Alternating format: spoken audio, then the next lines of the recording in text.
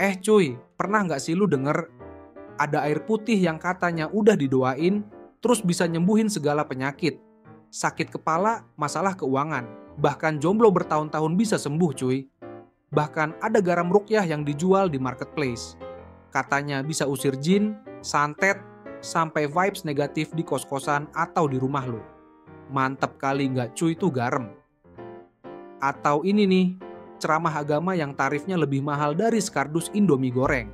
Serius cuy, hal-hal yang gue sebutin tadi emang beneran ada di zaman sekarang ini. Agama nggak cuma jadi pedoman hidup tapi juga bahan dagang yang hype banget. Ini contoh nyata gimana agama dijual jadi komoditas. Lu tahu nggak cuy kalau Indonesia tuh terkenal banget. Bukan cuma karena penduduknya banyak banget sekitar 270 juta orang, tapi juga karena masyarakat kita yang religius parah. Kita nih kayak kombinasi sempurna antara super populated dan super devoted. Gak percaya? Nih buktinya. Mayoritas orang Indonesia tuh gak bakal beli produk kalau belum ada sertifikat halal dari Kementerian Agama. Dan ya itu hal bagus sebenarnya. Kita peduli sama apa yang kita konsumsi.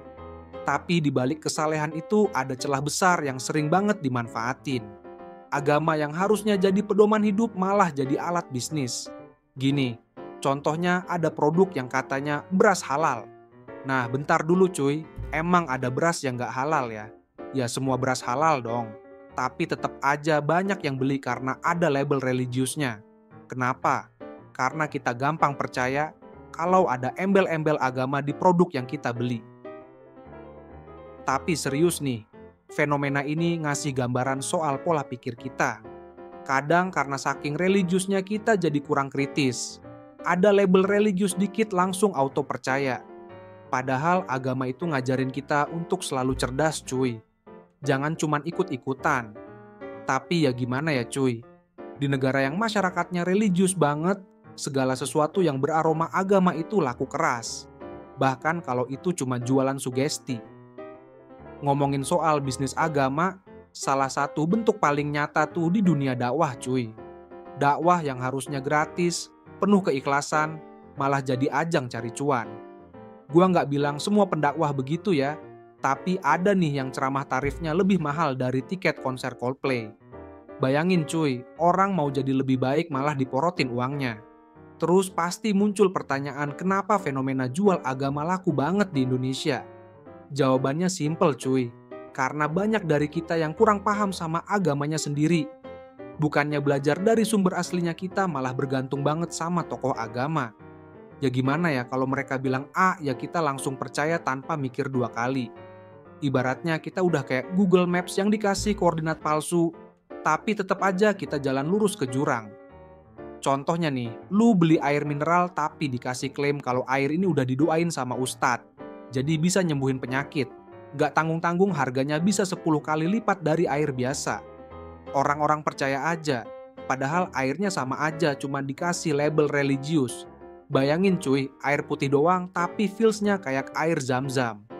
Fenomena ini laku banget karena ada celah besar. Kita terlalu bergantung sama tafsir orang lain. Bukannya belajar langsung dari kitab suci atau kajian yang benar. Dan kita lebih suka dengerin potongan ceramah di TikTok. Yang 30 detik pula, ini nih yang bikin tafsir jadi ngambang. Kadang ayat diambil cuman setengah, terus dijadikan dasar buat jualan produk. Kayak ayat ini cocok banget buat jualan madu sunnah, karena Nabi suka madu. Yang lebih gawat ada oknum yang pakai ayat buat legalisasi bisnis pribadi. Contohnya kayak, ayat ini ngajarin kita buat ruqyah badan dan rumah pakai garam. Jadi beli garam dari gua. Padahal garam yang dia jual nggak beda jauh sama garam yang ada di rumah lo. Apa bedanya? Bedanya cuman ada label agama di gambarnya. Hasilnya orang jadi percaya dan langsung ikutan beli tanpa ngecek lagi fakta sebenarnya. Yang kayak gini tuh bahaya cuy. Karena kepercayaan buta sama label agama bikin orang jadi kurang kritis. Akibatnya, bisnis-bisnis yang sebenarnya nggak ada hubungannya sama agama malah tumbuh subur. Kita jadi lebih sibuk beli produk yang katanya religius daripada fokus ke esensi ibadah. Bahkan nggak jarang ini bikin agama jadi komoditas murahan. Kayak, lu nggak bisa dagang, tambahin label halal atau syariah aja pasti laku. Dan masalahnya ini bukan cuma soal ekonomi. Kalau tafsir agama disalahgunakan terus, dampaknya bisa lebih besar. Orang jadi gampang dipecah belah karena beda paham. Padahal agama itu ngajarin kita buat bersatu dan saling menghormati. Kalau terus-terusan kayak gini, kita malah makin jauh dari esensi agama yang sebenarnya. Oke cuy, sekarang masuk ke bagian yang paling penting. Gimana caranya biar kita nggak jadi korban oknum yang suka jual agama? Yang pertama, belajar agama secara mandiri. Pertama-tama, jangan males buat belajar agama sendiri cuy. Ini penting banget. Lu jangan cuma ngandelin apa yang lu denger dari ceramah atau video TikTok 30 detik. Kalau cuma dengerin potongan ceramah, bisa-bisa lu dapet tafsir yang setengah-setengah. Ibarat nonton film action tapi cuma lihat trailernya. Lu nggak dapet cerita utuhnya. Lu bisa mulai baca kitab suci atau ikut kajian dari sumber yang terpercaya. Kalau bingung, cari buku atau tafsir yang udah diakui kredibilitasnya. Misalnya lu pengen tahu soal konsep halal, ya pelajari langsung dari dalilnya. Jadi lu punya pegangan yang jelas dan gak gampang dikibulin. Analoginya gini, kalau lu pengen jago main game, lu harus baca guide-nya dulu kan? Agama juga sama cuy. Yang kedua, selektif pilih tokoh agama. Jangan gampang kepincut sama tokoh agama yang viral di sosmed cuy. Followers banyak gak selalu berarti dia benar. Kadang ada yang viral bukan karena dakwahnya berkualitas tapi karena kontroversinya. Lu harus lihat integritasnya. Apakah dia fokus ngajarin agama atau lebih sibuk nge-branding diri buat dapet endorsement. Jadi sebelum percaya sama tokoh agama, riset dulu cuy. Cari tahu track recordnya. Jangan cuma lihat followers di Instagram atau vibe mereka yang kelihatan modern. Karena pada akhirnya yang penting adalah apa yang mereka ajarkan, bukan gimana gaya mereka ngomong. Terus yang ketiga, jangan jadikan agama sebagai alat buat ngejudge. Nah ini nih yang paling krusial. Kadang kita sendiri suka kebawa arus buat ngejudge orang lain pakai alasan agama. Padahal agama itu pedoman buat memperbaiki diri. Bukan alat buat bikin lu ngerasa lebih suci dari yang lain. Ingat cuy, dakwah yang baik itu ngajak orang dengan kasih sayang, bukan bikin mereka merasa rendah. Kalau lu ngejudge orang di depan umum itu bukan dakwah tapi permaluan massal.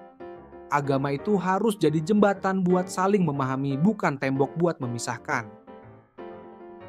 Dan yang terakhir adalah bedain esensi agama dengan branding agama. Yang terakhir nih penting banget. Jangan gampang percaya sama produk atau jasa yang pakai embel-embel agama.